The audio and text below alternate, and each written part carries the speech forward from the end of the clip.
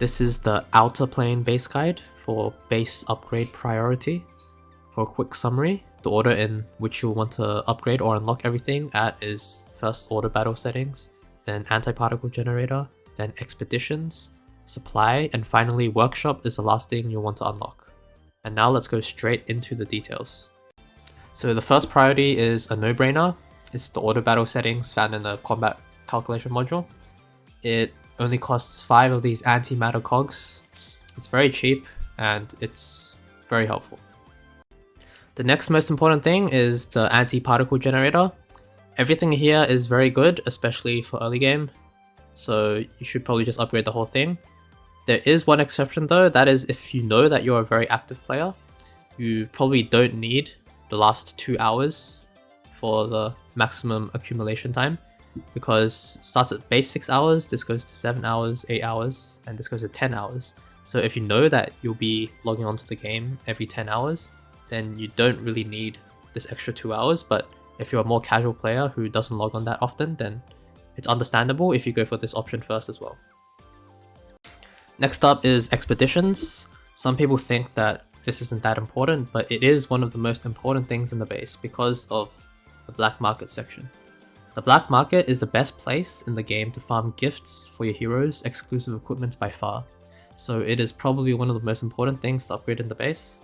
The gold upgrades, the extra floor upgrades, and the expedition time reduction upgrades are also very important. So you should definitely get those upgrades as well. The EXP for characters and equipment materials and reforged materials upgrades aren't as important in my opinion, unless you personally really need more of those materials. For myself, I only run the gold and the black market expeditions, because I feel like those two give the most value. And next up we have the supply module. This is one of the ones where you don't want to fully upgrade everything the first time you start upgrading it. I went a bit overboard here and I went for the 4th slot and the 3rd sale level increase.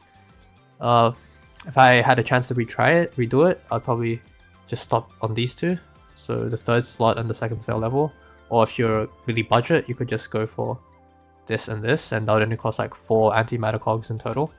So the reason why you want to open up a few slots, because there's a chance of you getting low star red items in the supply store, and those are like really cheap, only like a couple of thousand gold each, and you can dismantle them for some red reforged material, which is kind of rare, especially this early into the game. So every day just check the shop and you have 2 or 3 extra chances to get those 1, 2, 3 star red items, and yeah, that'll really help you upgrade any early red gear you get. And finally we get to Kate's workshop. It's probably the last thing you want to upgrade, but when you get to it, you're probably going to fully upgrade it in one go. So I'm still about 16 antimatter cogs short to fully upgrading it, and do not want to make anything in the workshop until you're fully maxed this out. You can do it before you max it out, but it's not efficient, so I recommend you to just be patient and wait until you fully max it out.